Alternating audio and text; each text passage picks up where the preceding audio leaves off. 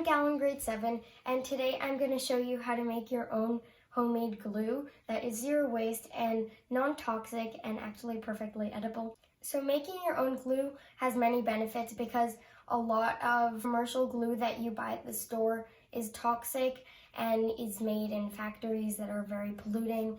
And so this one is completely non-toxic and has household items that are perfectly good. This is also zero waste because when you buy glue, it usually comes in plastic and it will keep for weeks in the fridge. And I hope you find this helpful. So what you're going to need to make this glue is a half a cup of water, 3/4 cup of water, 3 tablespoons of sugar, and half a teaspoon of vinegar. Then in a small pot, mix together all of the flour and the sugar.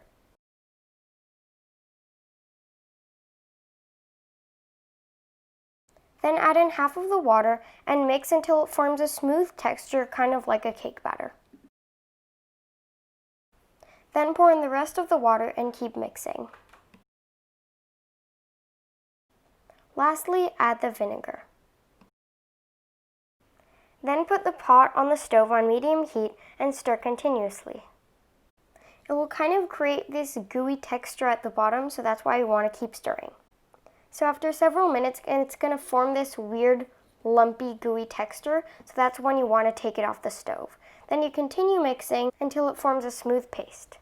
Depending on how thick you want your glue to be, you can cook it for a shorter amount of time. Put it in the refrigerator and it will keep for weeks. We recommend putting it in a mason jar or some other type of reusable airtight container.